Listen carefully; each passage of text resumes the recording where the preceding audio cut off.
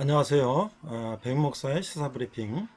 오늘은 기독교 입국론이라는 이야기를 좀 해볼까 합니다. 최근에 이제 교계나 사회에서 기독교 입국론이라는 말이 많이 나오고 있는데요. 자, 이게 어떤 의미일까? 자, 이 미국의 독립선언문을 우리가 보게 되면 미국의 청교도들은 어떻습니까? 영국에서 앵글리칸 처치, 성공의 국교가 있었는데 이 퓨리턴, 순수한 그 복음주의를 주장하는 퓨리턴 청교도들이 신앙이 박해를 받게 되자 그들이 메이어플라우트하고 대상을 건너서 미국을 가서 식민지를 개척하고 독립을 했지 않습니까? 이게 1776년에 작성된 미국의 독립선언문은 미국의 독립은 절대 왕정에 반대하는 민주주의적 혁명의 성격을 가지며 자유평등과 미국 인민주권의 확립을 이루는 시도였다. 그래서 이 미국의 그 독립선언문이 천부 인권을 천명하고 하나님께서 우리에게 주신 인권 천명하고 존 로크의 사회계약설에 영향을 받아서 인민주권과 저항권을 명시하고 있다. 그래서 이건 이제 미국 독립이라고 하는 것은 정말로 기독교 정신으로 그야말로 기독교 입국론이죠. 기독교적인 국가를 세우겠다. 지금도 세월이 많이 지났지만 200~300년 지났지만 미국 대통령은 성경에 손을 얹고 선서를 하죠. 취임식 때. 그만큼 미국 사회 저변에는 기독교적인 정신이 지금도 이어나가고 있다.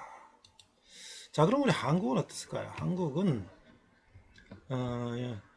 이승만 대통령은 사실은 청년 시절에 조선의 멸망을 보면서 이런 왕조 국가로는 도저히 근대적인 국가를 세울 수가 없다라고 생각을 하고 그가 한성 감옥에서 선교사의 도움으로 서방의 수많은 정치, 경제, 사회, 문화, 역사 이런 책들을 보면서 당시 이승만이 감옥에서 읽은 책들은 왕실 도서관보다 더 많은 근대 서적들이 있었다 그래요.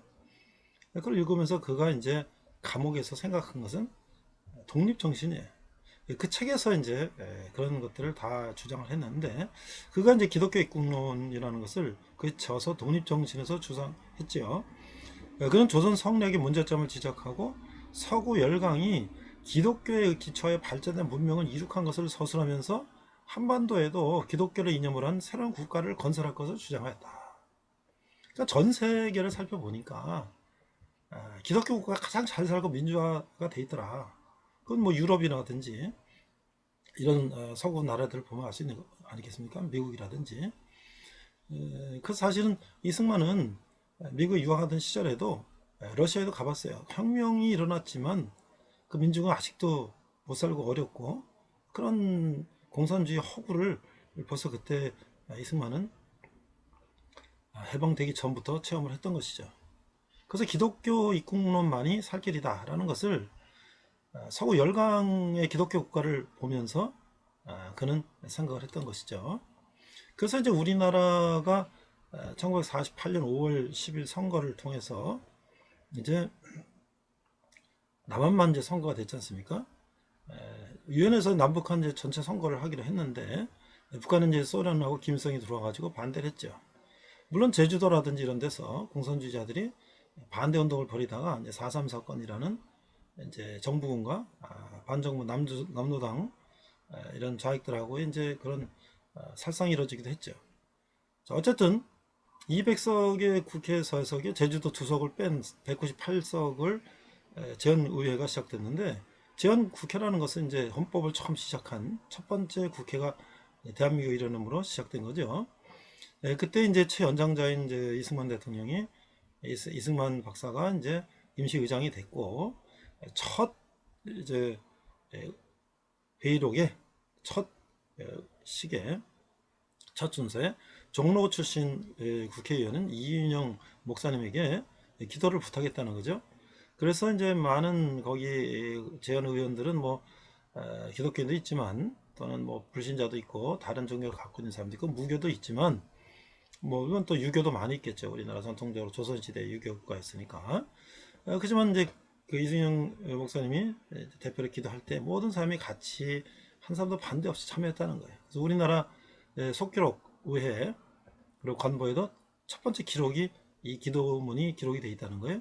그래서 보면은 대한민국 독립민주국 제1차 회의를 여기서 열게 된 것을 우리가 하나님께 감사할 것입니다. 이건 이제 이승만 임시의장이 얘기한 거죠. 종교사상 무엇을 가지고 있든지 누구나 오늘을 당해 가지고 사람의 흐름으로만 된 것이라고 우리가 자랑할 수 없을 것입니다. 그러므로 하나님에게 감사를 드리지 않을 수 없습니다. 나는 먼저 우리가 다 성심으로 일어서서 하나님께 우리가 감사를 드릴 테인데 이윤영 의원 나오셔서 간단한 말씀으로 하나님께 기도를 올려주시기 바랍니다. 그래서 이제 모든 사람이 기립해서 일어나서 함께 기도를 했다는 거예요. 그래서 원컨대 우리 조선 독립과 함께 남북 통일을 주시옵고 또한 우리 민족의 복락과 올라 세계 평화를 주시옵소서. 민족의 복락이 뭐예요? 우리가 선진 한국을 만든다는 거죠. 이 백성들이 잘 사는 복을 누리는 그런 국가. 남북 통일은 뭐예요? 통일한국이죠. 우리가 이제 잘 알아야 될 것이 많은 사람이 알고 있지만 또 모르는 사람도 있어요.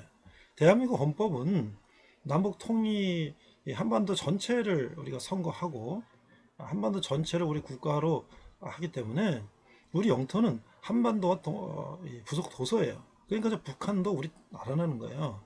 그래서 우리가 지금 남한 대한민국 북한 이렇게 하는데 사실은 대한민국은 북한까지 포함한 거예요. 영토적으로.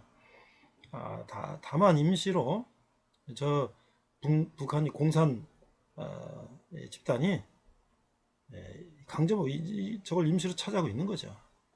그래서 헌법적으로 우리가 대한민국은 남북한 영토고요. 북한 우리 백성들도 다 우리 대한민국 국민인 것이에요. 그래서 그걸 우리가 자꾸 남과 북을 분리해서 생각하는 것은 우리 헌법을 우리가 모르고 헌법에 반한 이야기를 하는 것이죠. 남북 통일은 결국 불법적으로 북한을 점령하고 있는 저 공산당 집단들을 제거하고 통일한국을 일으킨다. 이게 이제 헌법적인 이야기죠.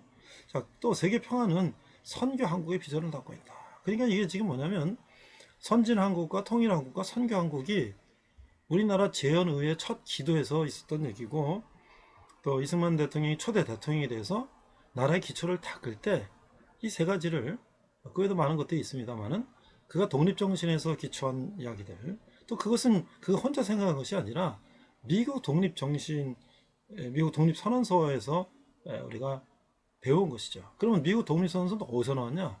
그것은 유럽의 서구 열강의 민주주의 국가와 기독교 국가를 세운 나라들을 에서 좋은 것만 가지고 최고의 국가를 건설하겠다고 하는 미국 독립선언서를 기초한 것이죠. 그것이 우리 현재 인간이 살고 있는 가장 모범적이고 가장 훌륭한 국가 모델이다 라는 것이 기독교 입국론이라는 거예요. 그래서 결국 이렇게 보니까 세계 기독교 규모를 보니까 로마 카톨릭이 이게 13억 또 개신교 이게 540만 동방정교회 이게 이제 300만 이렇게 해서 쭉 여기 나오는데요. 쭉 보면 전 세계의 기독교 국가가 대부분을 차지하고 있죠. 이건 이제 막스 베버의 기독교 정신과 자본주의 그 책을 나중에 한번 제가 소개를 할 텐데 또 보면 전 세계적으로 보면 기독교가 가장 잘 살아요. 가장 민주주의를 실천하고 있고 그 다음에 이제 다른 카톨릭이라든지 또 다른 종교들 이런 나라들이 그보다 훨씬 못 살죠. 물론 이제 공산주의 국가는 그것도 일종의 이제 나름대로 사상과 종교랑 비슷하죠. 그 나라들이 더 못 살죠. 기독교 국가, 자본주의 국가 비해서 중국이라는 나라는 겉으로는 잘 사는 것 같지만 여러 가지 자유가 제약당하 있는 더 그런 민주국가를 할 수가 없죠. 그래서 우리가 기독교 입국론이라고 하는 것이 기독교를 전파하고 기독교를 믿어야 되고 그런 의미의 목적이라보다는 전 국민들이 자유롭고 평등하고 또 잘 살고 그런 하나님 우리에게 주신 천부 인권을 마음껏 누릴 수 있는 그런 국가를 만든다고 하는 것이 기독교 입국론이라는 것이죠. 우리가 그것을 잘 이해해 해야 될 것입니다. 이상 백목사의 시사브리핑이었습니다. 네, 오늘은 베드로전서 세 번째 시간으로서 신자의 고난, 부제는 이승만 대통령의 기독교 입국론이라는 제목으로 말씀을 나누고자 합니다. Today is the 1 Peter time. The title is the Suffering of Believers, and the vice title is the President Syngman Rhee's Theory of Christianity's Entry into the World.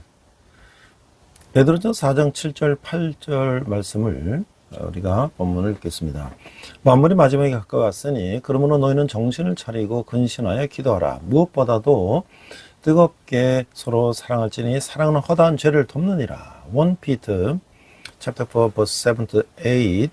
The end of the world, the end of all things is near. Therefore be alert and of sober mind so that you may pray.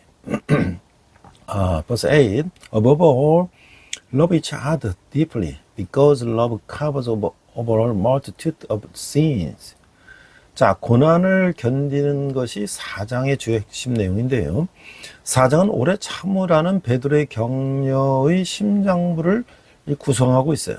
여기에는 고난을 겪으신 그리스도의 모범에 기초한 실천적 교훈들이 제시되고 있습니다. 고난을 견디기 위하여 그리스도인들은 자기 자신을 그리스도와 같은 용기로 무장하고 그리스도 같은 봉사함으로써 서로 섬기며 그리스도와 같은 믿음으로 자기 자신을 하나님께 맡겨야 합니다. One, in enduring suffering, chapter 4. Chapter 4 is the heart of Peter's encouragement to be patient. It presents the practical lessons based on the example of Christ who suffers in order to endure suffering. Christians must arm themselves with Christ-like courage,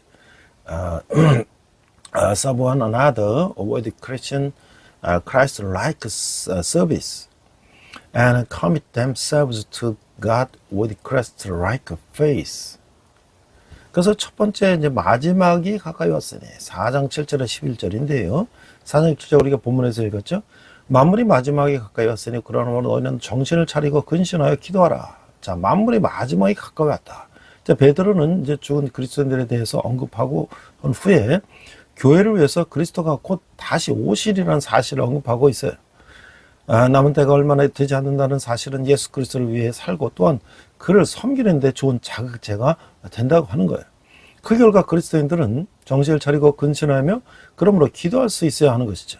박해 중에 큰 비중을 차지하게 되는 이 기도는 하나님과 이 사이에 분명하고 분별력이 있으며 침착하게 나누는 대화여야 한다는 것이죠. 마지막 때가 가까울수록 그리스도인이 해야 할 것은 기도와 사랑과 남을 대접하고 봉사하는 일이다 라고 하는 거예요. The first, the end is near. Verse 7, the end of all things is near. Therefore, be alert and of sober mind so that you may pray. Chapter 4, verse 7, the end of all things is near. After Peter mentions mentioned the dead Christians, he mentions the imminent return of Christ for the church. The fact that time is short is a good incentive to live for and serve Jesus Christ.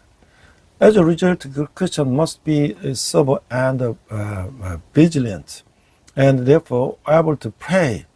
This prayer, which is of great importance during persecution, must be clear, discerning, and calm conversation with God. As the end times draw near, what Christians must do is pray, love, and serve others. 자, 8절에 보니까 무엇보다도 뜨겁게 서로 사랑할지니 사랑은 허다한 죄를 덮느니라. 9절 서로 대접하기를 원망 없이 하고. 자, 4장 8절 9절은요. 그리스도인들이 다른 사람들에 대한 이타적인 사랑과 관심은 다른 사람들의 복지를 위해서 희생하면서까지 베풀 정도로 적극적이어야 하는 것이죠. 사랑은 허다한 죄를 덮느니라. 이런 종류의 열심히 노력하는 사랑은 다른 사람들의 약점을 분별할 판단력을 상실해서가 아니라 오히려 약점들이 잘 보이지만 용인해 주는 것이에요. 그리스도인이 사랑은 여행하는 자들에게 음식과 잠자리를 거저 제공하고 대접하기를 원망 없이 하는 것으로 표현될 수가 있는 것이죠. 대접은 박해로 인해 새로운 지방이 여행하지 않을 수 없었던 그리스도인들에게는 특별히 고마운 일이었다라고 하는 거예요. Verse 8, above all, love each other deeply, because love covers over a multitude of sins. Verse 9, offer hospitality to one another without grumbling.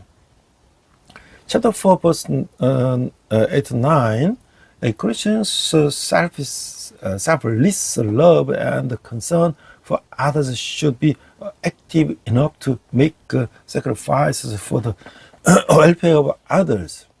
Love covers a multitude of sins. This kind of hard-working love is not about losing the ability to discern others' weaknesses, but rather about tolerating them even when they are clearly visible. Christian love can be expressed by freely offering food, shelter, and hospitality to travelers.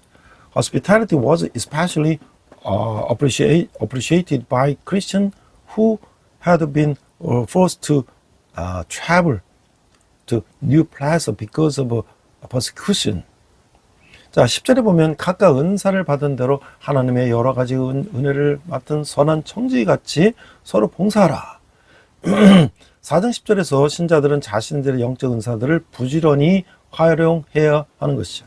각 은사는 다른 사람들에게 봉사하는데 혹은 섬기는데 사용되어야 하는 것이죠. 청지기란 집안일을 맡아 관리하는 자로서 자신의 재산은 없지만 주인의 재산을 주인의 뜻과 지시에 따라 분배하는 일을 담당했던 것이죠.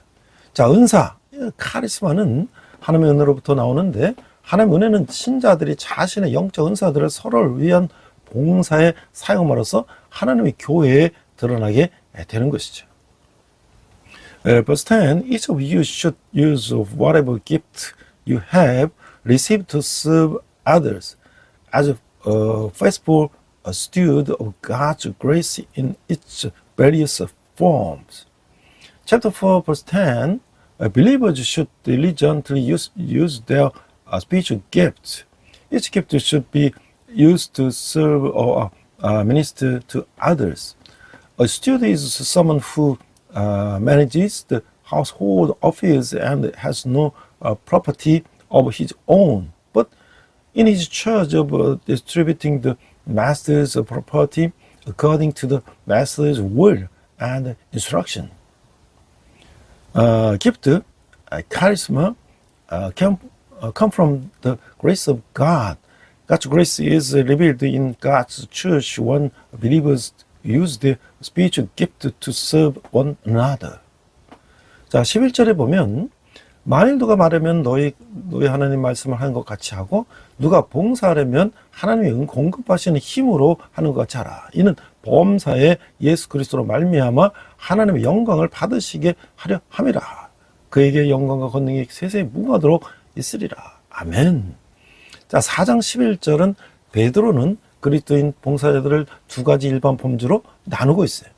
하나는 말하는 자이고 하나는 봉사하는 자인데 이것은 하나님 섬기는 지도자들의 사역의 기능을 나눴던 분류와 관련되어 있는 것이죠. 하나님의 말씀이 힘에 의존하는 이유는 하나님의 말씀과 힘에 의존하는 이유는 하나님 예수 그리스도를 통하여 영광을 받으실 것이기 때문이라는 거예요. 그리스도의 이름을 언급하면서 베드로는 하나의 축도로서 진정한 찬양의 말을 바라고 있어요. 그의 영광과 권능, 크라토스, 힘이 세세히 무궁하도록 있으리라. 아멘. 그리스도니 사역에 대한 영광과 찬송은 그리스도께 돌려줘야 한다라고 하는 것이죠. Verse 11, if anyone speaks, they should do so as one who speaks the very words of God. If anyone serves, they should do so with the strength God provided, so that in all things God may be praised through Jesus Christ. To him be the glory and the power forever and ever. Amen. Chapter 4, verse 11, Peter divides his Christian ministers into two general categories. These are those who speak and those who serve. This is related to the division of the functions of ministry, be readers who serve God. The reason for relying on God's word and power is that God will be glorified through Jesus Christ. In mentioning the name of Christ, Peter uttered the appropriate words of praise and as the benediction. To him be glory and power. Kratos is power, forever and ever. Amen. The glory and the praise for the Christian's ministry should be given to Christ. 자, 두 번째는요, 그리스도인이 받을 고난에 대해서 4장 12절 19절에 말씀하고 있는데요. 소아시아에 있는 그리스도인들이 곧 직면해야 될 고난들을 내다보면서 베드로는 그의 독자들에게 그리스도와 같은 믿음으로 고난을 견딤으로써 그들이 그리스도와 더욱더 일체감을 느끼게 되고 복을 받으며 하나님을 완전히 신뢰할 수 있도록 격려하고 있는 것이에요. The second, suffering of the Christians, chapter 4, verse 22, 19, 12 to 19. Looking forward to the sufferings that the Christians in Asia Minor would soon face, Peter encouraged his readers to endure suffering with Christian-like faith so that they would become more identified with Christ, receive blessings, and have complete trust in God. 자, 12절에 보니까 사랑하는 자들아 너희를 연단하려고 오는 불시험을 이상한 일 당하는 것처럼 같이 이상히 여기지 말고. 자, 4장 12절에서 베드로는 그의 독자들에게 앞으로 닥쳐올 보다 격렬한 박해의 때에 대해서 경고하고 있어요. 그는 또다시 정신적 무장에 대해서 강조하고 있는데 너희를 연단하고 오는 불시험을 이상한 일 당하는 것 같이 여기지 말라. 또한 네로의 박해라는 역사적 사건에 적용이 될 수 있는 이 가능성도 충분하다고 하는 거예요. 그리스도인들은 로마에 불을 질렀다는 비난을 받았어요. 일부 그리스도인들은 아스팔트 덮인 뒤 밤의 산채로 황제궁의 정원을 밝히는 횃불로 사용됐어요. 베드로는 지방 관리들도 황제의 본을 따서 소아시아에 있는 그리스도인들을 화형에 처할지도 모른다고 믿었던 것이죠. 그리스도인들은 이와 같은 박해를 이상한 일을 당하는 것 같이 이상히 여겨서는 안 된다고 하는 거예요. Verse 12. Dear friends, do not be surprised at the fiery ordeal that has come on you to test you as though something strange were happening to you. Chapter 4, verse 12. Peter warned his readers of a time of more intense persecution to come. He again emphasized mental armament. Do not think that the fiery trial which is to test you is some strange thing happening to you. It is also quite possible that this could be applied to the historical event of Nero's persecution. Christians were accused of setting fire to Rome. Some were concerned with asphalt and used as torches to light the grass gardens at night. Peter may have believed that local officials might follow the emperor's example and burn Christians and Asia Minor at the stake. Christians should not be surprised at such persecution, as if it were some strange thing. 13절에 보니까 오히려 너희가 그리스도의 고난을 참여하는 것으로 즐거워하라. 이는 그의 영광을 나타내실 때 너희로 즐거워하고 기뻐하게 하려 함이라. 자, 4장 13절에서 오히려 너희가 그리스도의 고난에 참여하는 것으로 즐거워라. 그리스도를 위한 고난은 즐거움을 가져온다는 거예요. 왜냐하면 고난을 통해서 그리스도인들은 그리스도와 더 깊은 일체감을 갖기 때문이라고 하는 것이죠. 그리스도인이 고난을 참여하는 것은 그리스도와 함께 기뻐하고 그와 함께 교제를 나누며 또 그와 함께 영화롭게 되고 그와 함께 통치하는 결과를 가져오는 것이죠. 성경 그리스도의 고난에 동참한 자들이 그 영광을 나타내실 때 그 영광에도 동참하려는 사실을 분명하게 제시해주고 있어요. 베드로는 이 진리를 박해를 당하는 동안 가져야 할 미래의 소망과 현재 기쁨의 이유로 제시하고 있는 것이죠. Verse 13 But rejoice inasmuch as you participate in the sufferings of Christ, so that you may be overjoyed when His glory is revealed. Chapter 4, verse 13. But rejoice inasmuch as you share Christ's sufferings. Suffering for Christ bring joy, because through suffering Christians come into deeper identification with Christ. Participating in Christ's suffering result in first, rejoicing with Christ. Second, fellowship with Him. And third, being reconciled with Him. And the fourth, reigning with Him. The Bible makes it clear that those who share in Christ's sufferings will also show His glory. And Peter presented the truth as the reason for our future hope and present joy during our persecution. 자, 14절에 보니까 너희가 그리스도의 이름을 치욕으로 당하면 복 있는 자로다. 영광의 영곧 하나님의 영이 너희에게 계심이라. 자, 4장 14절에서 베드로는 예수님의 가르침을 또다시 언급하고 있어요. 만일 그리스도의 이름으로 치욕을 당하면 그는 복 있는 자로 간주되어야 하는 것이죠. 우리가 그리스도를 위해 당하는 고난은 모두 형벌이 아니라 특권이라고 하는 것이죠. 영광의 영 곧 하나님의 영은 그리스도의 이름으로 그 정체가 밝혀짐으로써 고난당하는 모든 자들 안에 내주하시는 성령을 이제 지칭하고 있다는 거예요. Verse 14. If you are insulted because of the name of Christ, you are blessed, for the Spirit of God and God rests on you. Chapter 4, verse 14, Peter again refers to Jesus' teaching, Matthew 5:11. If anyone is insulted for the name of Christ, he should be considered blessed. All that we suffer for Christ's sake is not a punishment, but a privilege. The Spirit of glory and of God refers to the Holy Spirit who dwells in all these who suffered for the name of Christ. 15절에 보니까 너희 중에 누구든지 살인이나 도둑질이나 악행이나 남의 일을 간섭하는 자로 고난을 받지 말려니와. 자, 4장 15절에서 베드로는 박해가 범법적 행위에 대한 변명이 되지 못한다는 사실을 이제 강조하고 있는 거예요.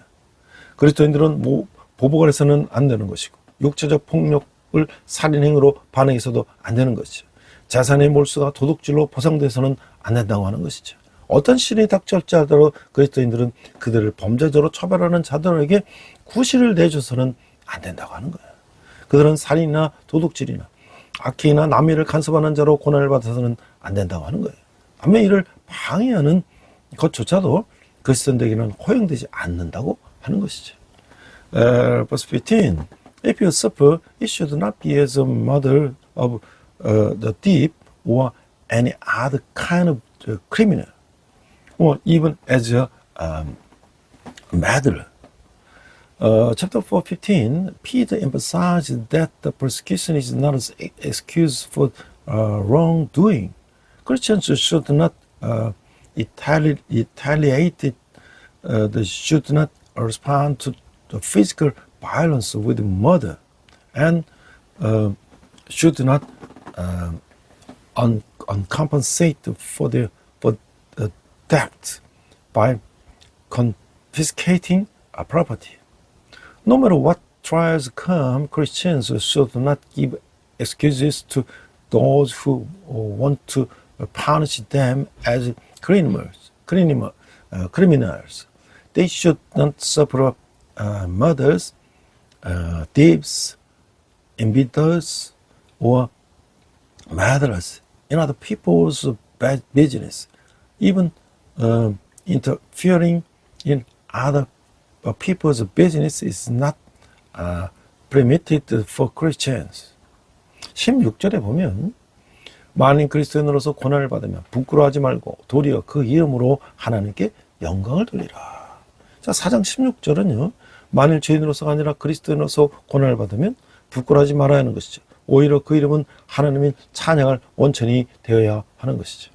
왜냐하면 그 이름을 소유한 자를 구원의 축복을 소유한 자로 확인해 주기 때문이라고 하는 거예요. Verse 16. However, if you suffer as a Christian, do not be ashamed, but praise God and that you bear the name. Chapter 4, verse 16. If you suffer as a Christian and not as a sinner, you should not be ashamed. But the name itself should be a source of praise to God, because it confirms the one who has it as one who possesses the blessing of salvation. 자, 17절, 18절을 보면 하나님 집에서 심판을 시작할 때가 되었나니 만일 우리에게 먼저 하면 하나님의 복음을 순종하지 아니하는 자들의 그 마지막은 어떠하며 18절 또 의인이 겨우 구원을 받으면 경건하지 아니하는 자와 죄인은 어디에 서리요. 자, 4장 17, 18절은요.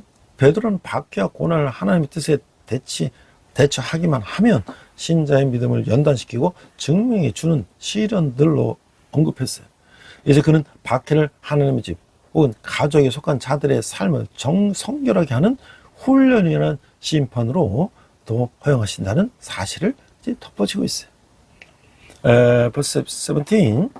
For it is time for judgment to begin with God's household, and if it begins with us, what will the outcome be for those who do not obey the gospel of God? 18. And if it is hard for the righteous to be saved, what will become of the ungodly and the sinner? Chapter 17 to 18, Peter had mentioned the persecution and the suffering as trials that refine and approve the face of behaviors. If they are dealt with according to God's will, now he adds that persecution is also permitted as a judgment for the training of those who belong to God's house to sanctify their lives. 19절에 보면 그러므로 하나님의 뜻대로 고난을 받은 자들은 또한 선을 행하는 가운데 그 영혼을 미쁘신 창조주께 의탁할지어다. 자, 4장 19절에서 신자들은 만일 그들이 아무런 죄도 저지지 않았는데도 단지 그리스도의 이름을 소유했다는 이름으로 고난을 받는다면 그들이 하나님의 뜻대로 고난을 받는 것으로 확신할 수가 있다는 거야. 베드로는 고난을 당하는 성도들에게 그리스도와 같은 믿음을 실천함으로써 인내하라고 격려하고 있는 것이죠. Verse 19. So that those who suffer according to God's will should commit themselves to their faithful Creator and continue to good. Chapter 4, verse 19. If believers suffer for the name of Christ, even though they have not committed any sin, they can be sure that they are suffering according to God's will. Peter is encouraging the suffering believers to preserve by practicing the same faith as Christ. 자, 우리가 이제 이 조선 말기를 보면요, 참 일본에 많은 이제 그 핍박을 받고 있었지 않습니까? 식민지로서. 그때 이제 선교사님들이 우리 이제 고종 황제와 명성황후를 돕고 우리 백성들을 도왔죠. 그래서 명성황후 초기 선교사들의 이야기를 이제 잘 보니까 명성황후에서는 자주 언더도 릴리어스 호튼 언더도 아펠렌저 등을 이제 군관으로 초청해서 다가를 나누고 담소를 즐기고 서양 문물에 대해서 많은 관심을 보였다는 거예요. 언더드의 결혼식에는 100만냥이라는 거금을 축하음으로 하사하기까지 했고 그들의 아이를 매우 키우며 특별히 대권했다. 아펜젤러의 일기에 의하면 명성황후는 1887년 1월 16일 토요일 앨리스를 통하여 외국인들을 국내로 초청했다. 겨울에 한파가 기승을 부르는데 그들을 초청한 것은 그들 하여금 궁안에 얼어붙은 호수에서 스케이트를 탈 수 있게 하려는 것이었다. 아펜젤러 부부, 언더우드, 앨리스, 알렌, 헌트 부부, 멜릴 부부, 길머 부부, 벙커의 부인, 독일인 몇 명이 입고하였다. 물론 그들의 손에는 찰떡해진 스케이트가 뚫려 있었다. Empress the 명성 and the early missionaries. Empress 명성 often invited Underwood and his wife Lilias Horton Underwood, Appenzeller, and other palace to share tea and conversation, and showed great interest in the Western culture. She even gave Underwood a huge sum of money, 1,000,000 yuan, as a congratulatory gift for his wedding, and she was very fond of their child and treated him especially. According to Appenzeller's diary, Empress Myeongsong invited the foreigners to the palace to Earl's on Saturday, January 16, 1887. The reason for inviting them at a time when the winter cold wave was at its peak was to allow them to skate on the frozen lake in the palace. The Benzel, Underwood, Earls, Allen, Hunt, Melville, Gilmore, Mrs. Bunker, and several German entered the palace. Of course, they were holding well polished skate in their hands. 자, 얼음을 지치는 서양인들의 쾌활한 모습이 왕과 왕비가 앉은 정자를 즐겁게 했다는 거예요. 그것은 꽁꽁 온 얼음장과도 같던 조선이 열리는 신호가도 같았다. 얼마 후 눈이 내려 스케이트를 탈 수 없게 되자 왕과 왕비는 손님에서 연애를 베풀었다. 그 명성황후와 서양인들이 특히 성의설과의 친밀한 관계는 그녀 자신이 정적들을 위험을 받고 있을 때 언더우드 아펜젤러를 불러 자신들을 경호하도록 한 것에서 여실히 증명된다. 사실 명성황후가 살해된 을미사변의 주범이 일본인 나인디라는 것을 밝히는 것도 이들 선교사들이었다라고 하는 거예요. The cheer wrapped up the Westerners skating on the ice, cheered up the pavilion where the king and the queen were sitting. It was like a signal that Joseon, which had been a frozen like an ice ring, was opening up. After a while, when it snowed and they could not skate, the king and the queen held a banquet for their guests. The close relationship between Empress Myeongsong and the Westerners, especially missionaries, is clearly proven when she called on the and Appenzeller to guard her when she was under threat from the political enemies. In fact, it was these missionaries who revealed that the masterminds of the Ulmi incident in which the Empress Myeongsong was murdered were Japan's Ronin. 자, 이제 우리가 그래서 명성황후의 시인물이 누군가? 이거 바로 일본 순사 와다나베다라는 것이 김영수 동북아 역사재단 연구원의 그 밑절의 시기, 을미사변과 아간파천 이 책에서 기록되고 있는 거예요.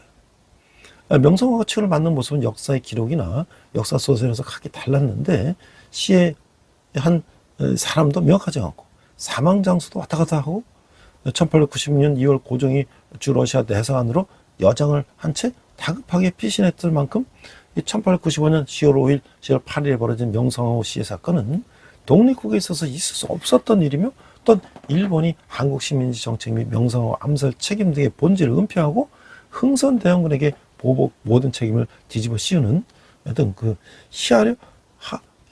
희화하려고 하는 것이다.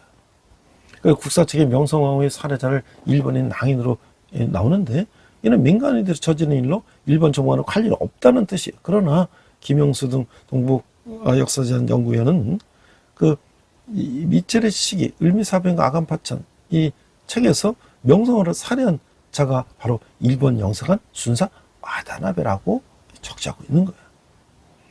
The person who killed Empress Myeongsong was Japanese police office Watanabe.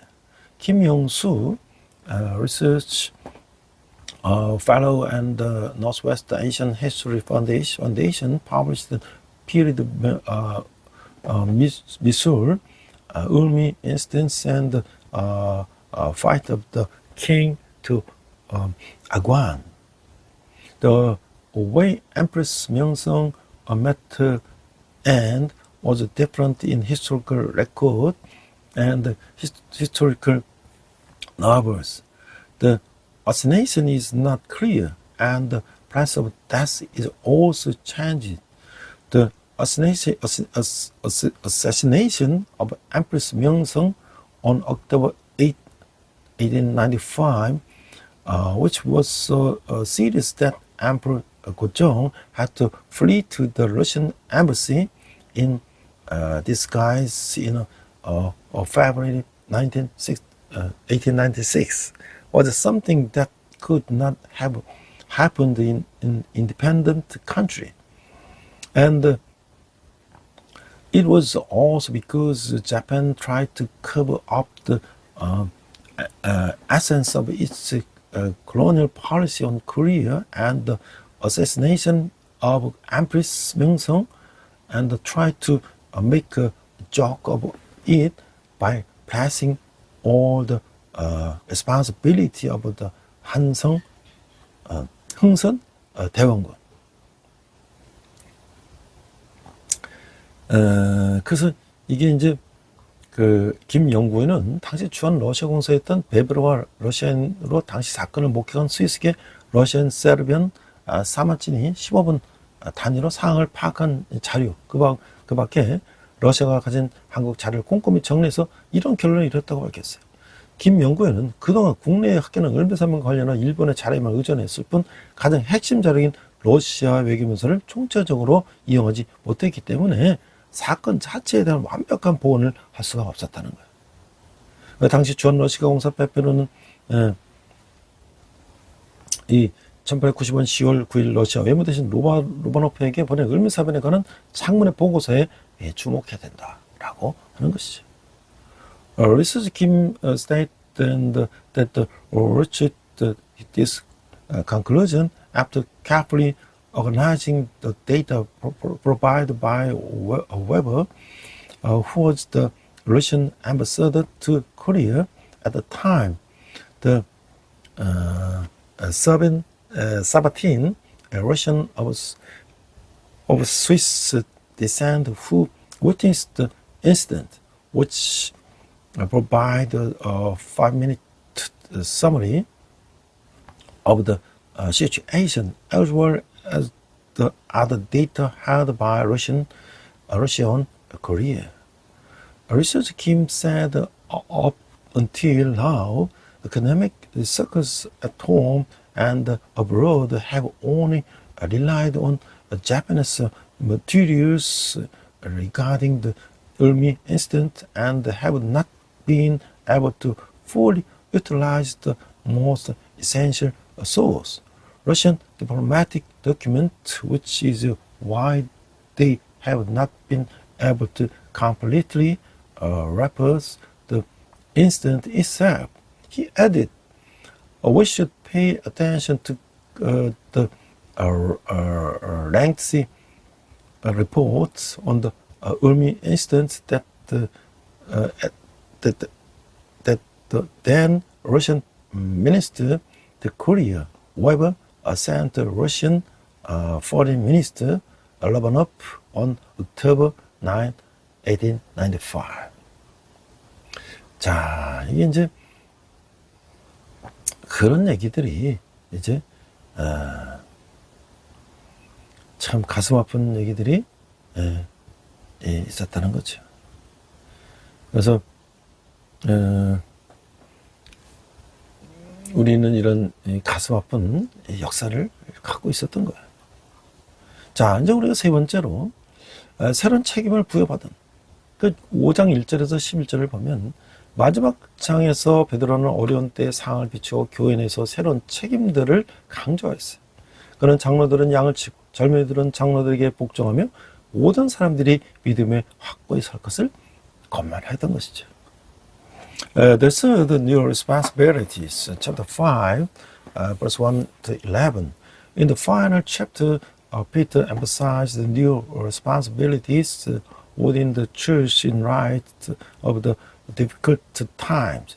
He exhorted the elders to shepherd the flock, the young people to submit to the elders, and everyone for stand firm in the faith.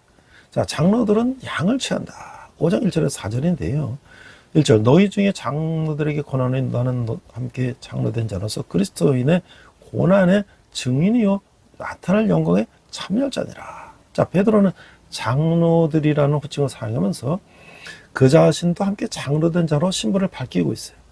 당시에는 장로들이 목회를 하거나 집사의 직분까지 담당하고 있음으로써 베드로는 그들에게 교훈한 것인데, 베드로는 장로들에게 권면할 수 있는 것 자기로 첫 번째, 자신도 장로이므로 서로가 동역자라는 것. 두 번째, 그리스도인의 고난을 직접 본 증인하는 것. 세 번째, 장차 나타날 영광에 참여할 자라는 것을 들고 있어요. 자, 베드로는 장로로서 경험에서 우러나오는 말을 하고 있는데 그의 권위는 그가 사도여 그리스도의 고난의 증인이라는 사실로부터 나오고 있어요. 또한 베드로는 자신을 나타낼 영광에 참여할 자로 지칭하고 있는데, 베드로는 그리스도의 영광에 동참하는 자는 그의 영광에도 참여할 것이라는 것을 밝힌 바가 있어요. 베드로는 그리스도를 위한 자신의 고통에 대해 언급함으로써 그 자신을 독자들과 더욱 동일시하고 있다고 하는 거예요. Elders to shepherd the sheep, chapter 5, 1 to 4. 1. To the elders among you, I appeal as a fellow elder and a witness of Christ's sufferings, who also will share in the glory to be revealed. Chapter 5, verse 1, Peter uses the title of elders and identifies himself as an elder. At the time, elders were pastors and even held the office of the deacon.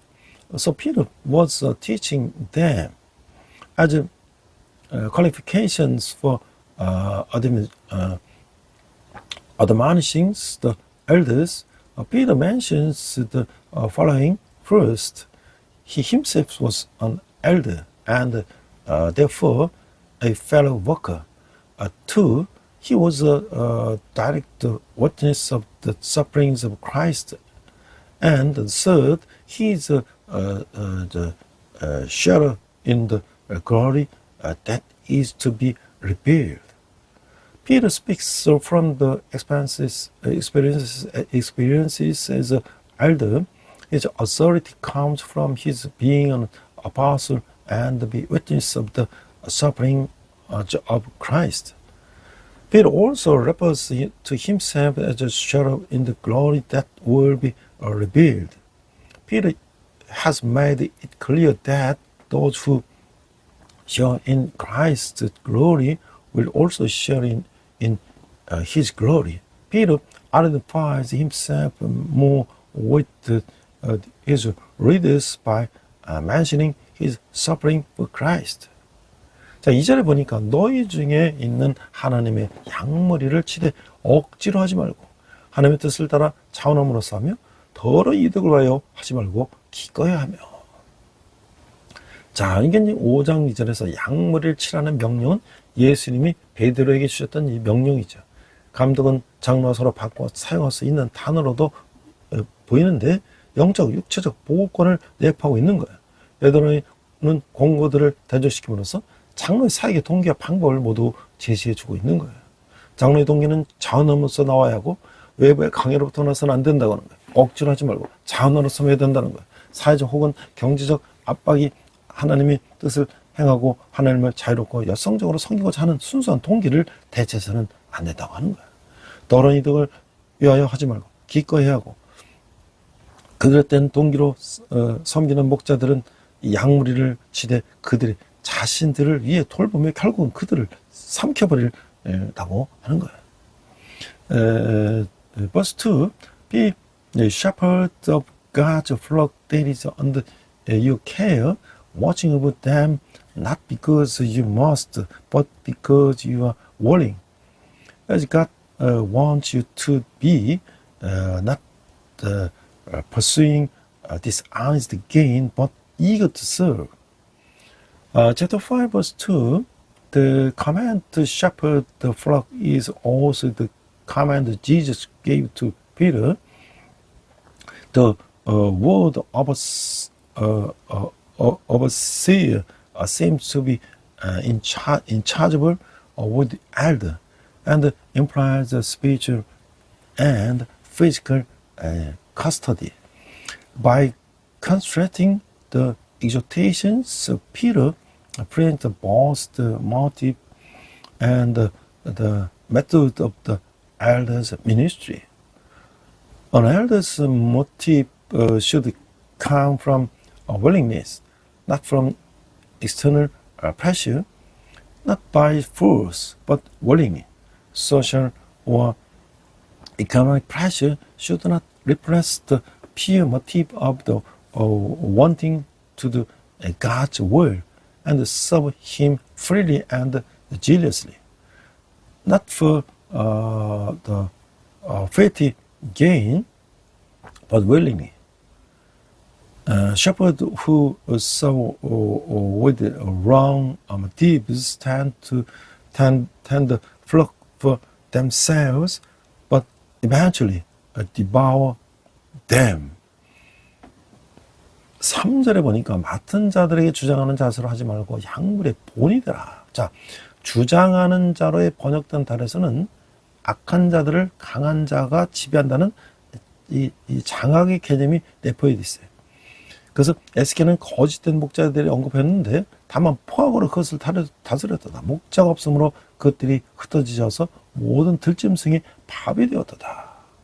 베드로는 장로들에게 본이 되어 사람들이 딸을 모본으로서 봉사라고 권고하고 있어요. 그들은 하나님의 백성을 몰아쳐서는 안 되고 성숙한 그리스도인의 성품에 대한 모본으로서 그들을 인도해야 한다고 하는 거예요. Verse 3 Not lording it over those entrusted to you, but being examples to the flock. Chapter 5, verse 3 The word translated the assertiveness carries the ideas of the dominion, the domination of the weak by the strong. Ezekiel speaks of false shepherd. They ruled them with their cruelty. They were scattered because there was no shepherd, and they become food for the beasts of the field. People exhort the elders to serve on examples as models for the others to follow.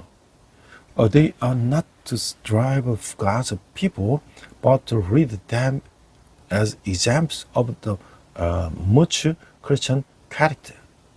자, 그래서 4절에 보면 그리하면 목자장이 나타나실 때 시들지 아니하는 영광의 관을 얻으리라. 그래서 목자장이 나타나실 때 여기서 예수님이 상징하고 있는데 앞에서 베드로는 장로들에게 목자가 양치는 것에 비하여 두 가지로 가르친 바가 있죠. 또 하나는 소극적인 태도로 부득이함으로 하지 말 것, 이익을 쫓아하지 말 것, 권위를 내세우지 말 것인데 또 다른은 적극적인 태도로서 첫 번째 자발적으로 하고 즐거운 마음으로 할 것, 세 번째 먼저 모범을 보일 것을 말하고 있는 거예요. Verse 4, and when the shepherd appears, you will receive the crown of glory that will never fade away. Chapter 4, chapter 5, verse 4, then when the shepherd appears, here it symbolizes Jesus. Earlier, Peter taught the elders two things using the analogy of the shepherding the sheep. One is the passive attitude. One, do not do it out of necessity. Two, do not do it for profit. Three, do not assert authority.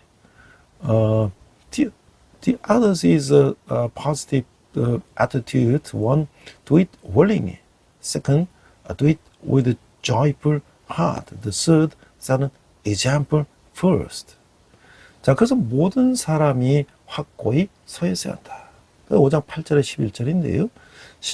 비록 신자들이 자신들이 확신을 하나님께 두어야 하고 할지라도 부재서는 안 된다고 하는 거예요. 투장 중에 있는 그리스도인들은 깨어 있어야 하고 그리스도인이 자신의 도움을 얻어서 강하고 변함없는 자세를 갖춰야 한다라고 하는 거예요. The all must stand firm. Chapter 5, verse 8 to 11. All the believers must place their confidence in God. They must not be careless. Christians in the struggle must be alert and with the help of Christ Himself. Must be strong and steadfast. 그래서 근신하라, 깨어라. 너희 대적 마귀가 우는 사자같이 두루다니며 삼키자를 찾나니. 자, 5장 8절에서 근신하라, 깨어라. 자, 그리스도는 항상 깨어 있어야 하는 거예요. 왜냐하면 대적 마귀가 언제나 사악한 공격을 하기 위한 기회를 열심히 찾고 있기 때문이라는 거죠. 저는 사자들이 그리스도인들을 사납게 공격하며 집어삼켜버렸던 로마 골로세움에서의 네로 황제의 파괴에 대한 공포를 비유적으로 표현하고 있어요. 사탄은 그와 동일한 일을 영적인 차원에서 감행하여 신자들의 증거 활동을 제지하고자 하는 것이죠. Verse 8, be alert and of sober mind. Your enemy, the devil, prowls around like a roaring lion, looking for someone to devour. Chapter 5, verse 8, be sober-minded, be awake. Christians must always be awake because the adversary, the devil, is always looking for opportunity to make a wicked attack. This verse may be a metaphor for the heart of the persecution of Emperor Nero in the Roman Colosseum, where lions attacked and devoured the Christians. Satan is doing the same thing on a spiritual level, trying to stop believers from their witnessing work. 자, 9절, 너희는 믿음을 굳건하게 하여 그를 대적하라. 이는 세상에 있는 너희 형제들도 동일한 고난을 당하는 줄을 알미라. 자, 5장 9절에서 마귀는 대적할 수 있으며 또한 대적해야 하는 것이죠. 이것은 공격보다는 방어와 관련된 용어인데 그리스도인들은 그들이 믿음을 굳건하게 하고 그리스도에 대한 전적으로 의지할 때나 사탄에게 대항하여 굳게 설 수 있다고 하는 거예요. 베드로는 또한 그들이 자신들의 고난을 겪을 때 혼자가 아님을 상기시켜 줌으로써 그들을 격려해 주었다고 하는 거예요. Verse 9, resist him, standing firm in the faith, because you know that the family of the believers throughout the world is undergoing the same kind of sufferings. Chapter 5, verse 9, the devil can and must be resisted This is the time of the defense rather than the offense. Christians can stand firm against Satan only when they are firm in the faith and rely solely on Christ. Peter also encouraged them by reminding them that they were not alone in their suffering. 그 10절에 보니까 모든 은혜의 하나님 곧 우리 그리스도 안에서 너희를 부르사 자기의 영원한 영광에 들어가게 하시는 이가 잠깐 고난을 당한 너희를 친히 온전하게 하시며 굳건하게 하시며 강하게 하시며 더를 견고하게 하시리라. 5장 10절에서 베드로는 그의 독자들에게 하나님의 은혜가 그들의 삶에 나타날 수 있도록 고난을 견디라고 격려하고 있는 거예요. 이제 마지막 축복의 말 가운데서 그는 그들을 모든 은혜 하나님께서 부탁하고 있어요. 그 축복의 내용은 베드로의 격려의 메시지를 간략하게 요약을 해주고 있는 거예요. 그리스도인들의 축복은 잠깐뿐인 데 반해 그들의 부르심은 그리스도의 영광은 영원할 것이라고 하는 것이죠. 하나님 자신이 그들을 온전하게 하시며 굳건하게 하시며 강하게 하시며 털을 견고하게 하시리라. Verse 10 And the God of all grace who called you to his eternal glory in Christ, after you have suffered a little while, will himself restore you and make you strong, firm, and steadfast. Verse 5, chapter 10, Peter had encouraged his readers to endure suffering so that God's grace could be manifest in their lives. Now, in his final words of blessing, he commands them to the God of all grace and the content of the blessing successfully summarize Peter's message of encouragement. While the blessing of Christians temporary, the glory of Christ to whom they are called will be eternal.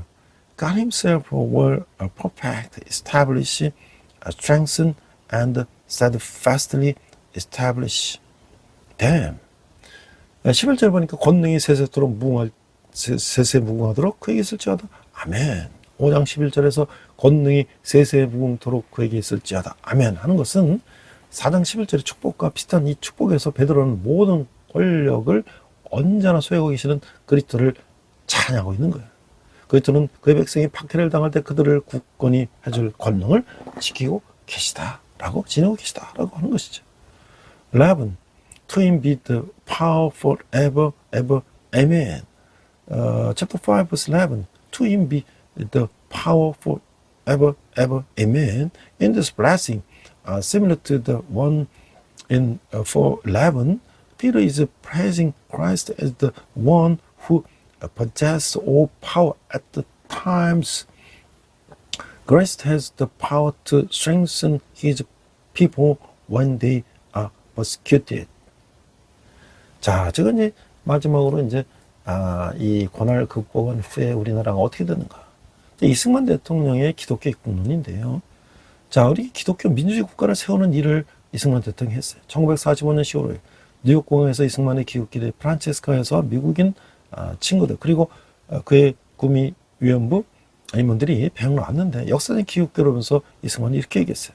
나 한 사람은 오든지 가는지 죽든지 살든지 일평생 지켜오는 한 가지 목적으로 끝까지 갈 것인데 그 한 가지 목적은 기독교 민주주의 국가를 세우는 일이었다 라고 하는 거예요. The President Lee Sung-man's Christian Entry Theory establishing a Christian democratic nation. On October 5th, 1945, at the New York airport, Lee Sung-man was seen by Mrs. Francesca, American friends, and the members of the Western American Committee. While embarking on his historic return journey, Lee Sung-man said, "Whether I come or go, whether I live or die, I will continue to the end and the one purpose that I have maintained throughout my life, the one purpose was to establish a Christian democratic nation. 동양 최초의 기독교 국가 건설을 꿈꾼 이승만의 신앙. 이승만 집권 시기 가장 중요한 종교적 문화적 특징은 기독교 문화의 확산이었던 것이죠. 20대 초반 한성 감옥 시절 사형수 이승만은 동양 최초의 기독교 국가 건설을 꿈꾸었어요. 이승만을 가까이 겪은 이들은 한결같이 그가 독실한 기독교 신앙심을 증언하고 있는 것이죠. The face of Syngman Rhee was dreamed of building the first Christian nation in the East. Him, the most important religious and cultural characteristic of the Syngman Rhee's time in power was the spread of the Christianity and the Christian culture. In his early 20s, while in a Hansong prison, death law imitated Syngman Rhee's dreamed of building the first Christian nation in the East. Those who knew Syngman Rhee closely all tested that he was a devout Christian. 자, 기도로 시작한 재헌의 국회. 그래서 이제 그런 공적인 영역에서도 하나님 언급하고 기도의 기회를 만들었어요. 1940년 3.1절 김영식 행사에서 한민족이 하나님 인도하에 영원히 자유 독립의 위대한 민족으로서 정의와 평화의 복을 누리도록 노력하자고 연설했어요. 1948년 5월 31일 지원국회가 개회될 때 이승만은 하나님께 감사드리지 않을 수가 없는 것은 종교 사상에 무엇을 가지고 있든지 누구나 오늘을 당해 가지고 사람의 힘만으로 탄 것이라고 우리가 자랑할 수 없을 것이기 때문이라고 말했던 거예요. Second, the Constitutional Assembly that started with prayer. He mentioned God and created the opportunities for prayer even in the public sphere. At the March 1st Independence Movement Day ceremony in 1946, he gave the speech saying that the Korean people should strive to enjoy the blessing of justice and peace as a great nation of freedom and independence forever under the guidance of God.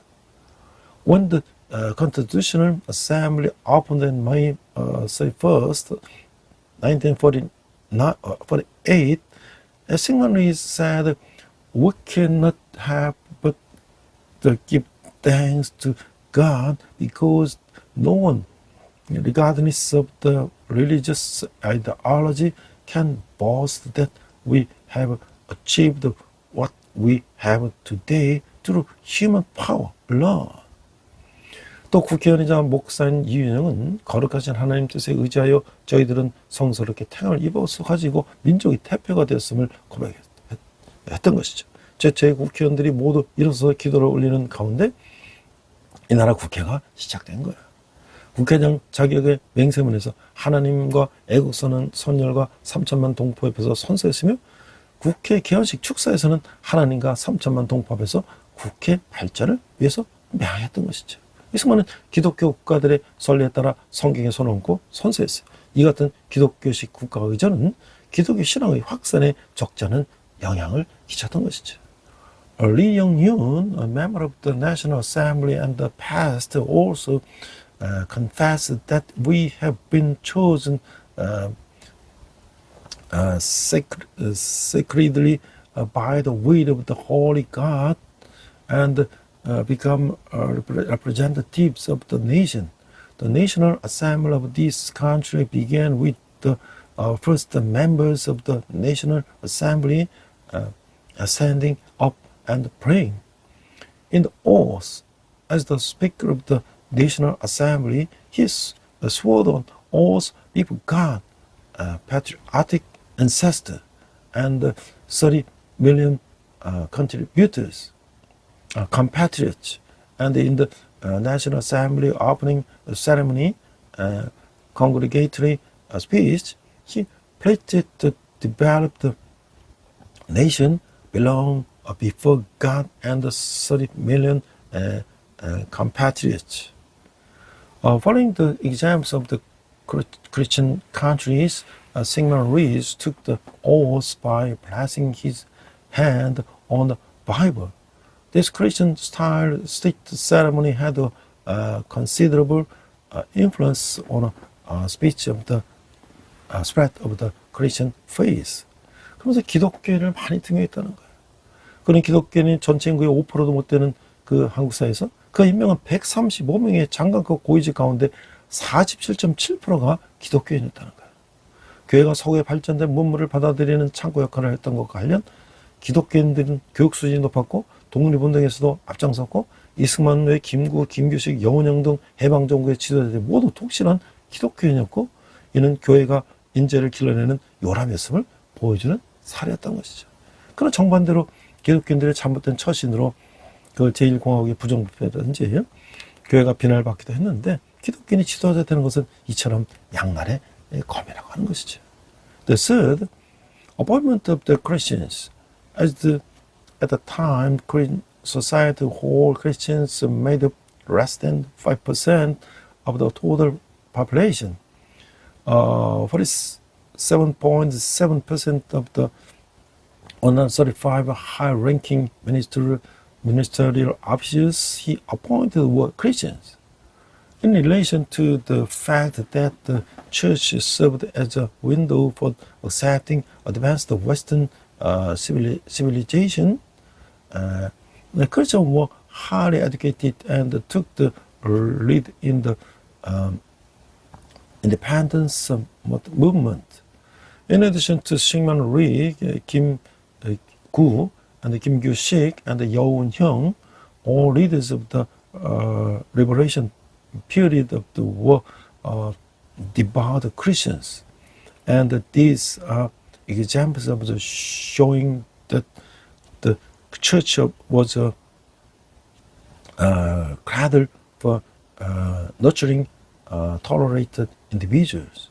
However, on the contrary, the church was also criticized for the wrong conduct of the Christian corruption in the First Republic. In this way, it is a double-edged sword for a Christian to become a leader. 삼국 복음화에 이 귀한 제도나 노력들이 많았다는 거예요. 앞서 말한 국가의식과 기독교와 기독교인 등용에도 군종제도, 국기 국기된 격리 실시, 군대의 군목제도, 또 형무소의 형목제도, 기독교 신문과 방송국, YMCA 지원 등 노력으로 기독교를 확산시키려고 노력했다고 하는 것이지. 특히 군종제도는 1951년 2월 7일 전쟁 중에 공식적으로 실시되어 약 1년 동안 육군, 해군, 군병원에서 활동한 결과 개종자는 무려 수만 명이 이르고 1954년 이르러서는 군 전체 군장병 가운데 20%가로 기독교인의 숫자가 피약적으로 증가했다고 하는 거예요.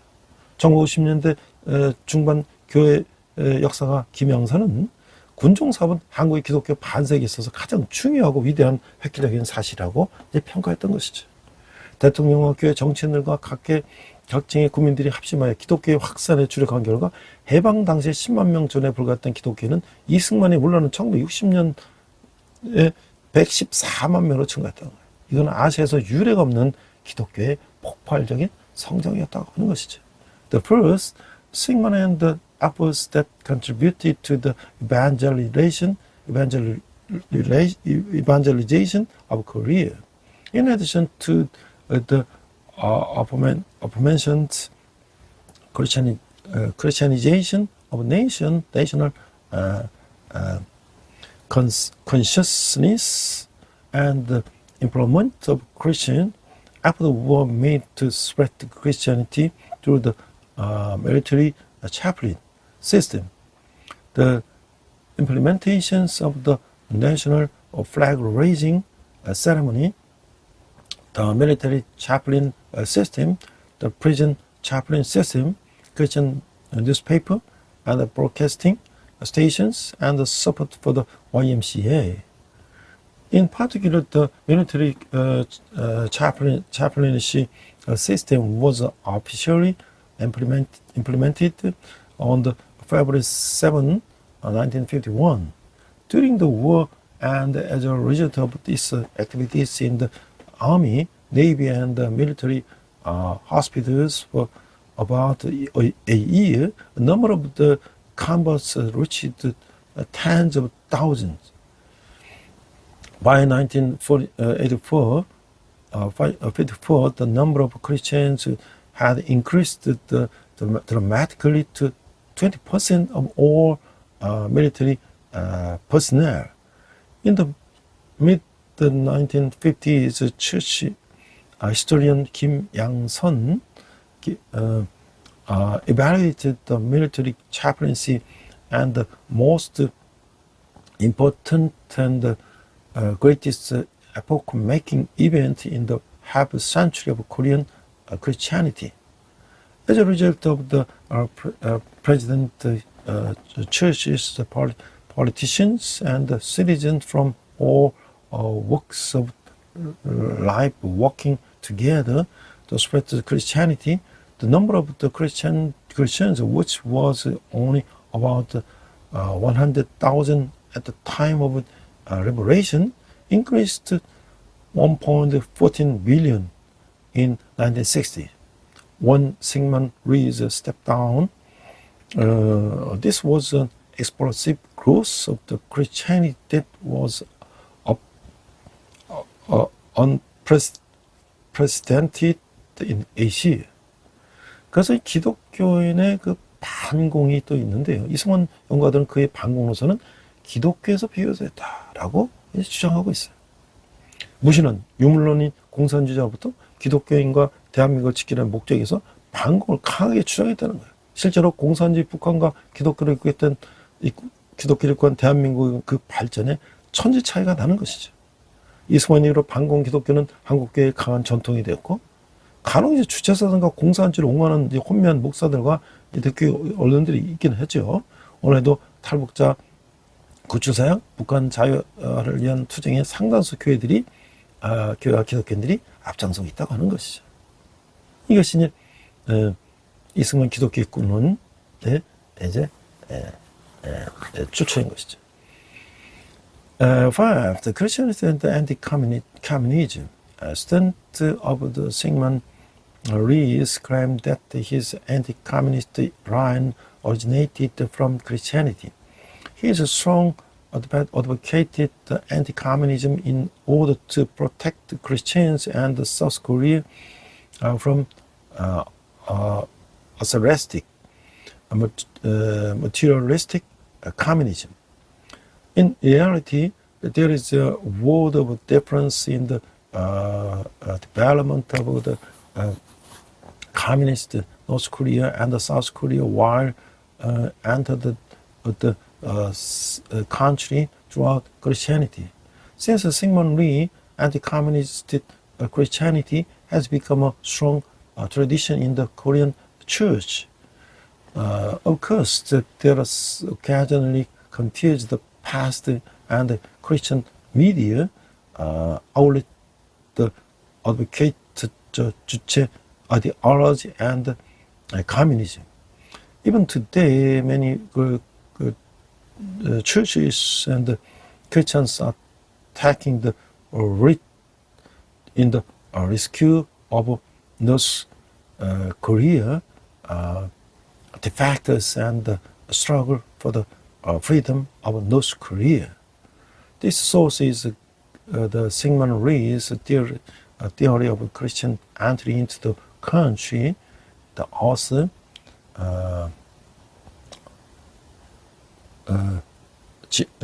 진규. 자, 우리 함께 기도하겠습니다. 하나님 아버지, 기독교의 국론으로 시작한 대한민국이 북한을 평화통일하여 주시고 북한 농부들이 자유롭고 마음껏 하나님을 예배하는 날이 속히 올 수 있도록 인도하여 주시옵소서. 예수님 이름으로 기도합니다. 아멘. Let's pray. Father God, please let the day come soon when the Republic of Korea, which is started with the Christian immigration theory, peacefully unifies North Korea so that North Korea competitive can gain freedom and worship God in the hearts contents. I pray in the name of Jesus. Amen.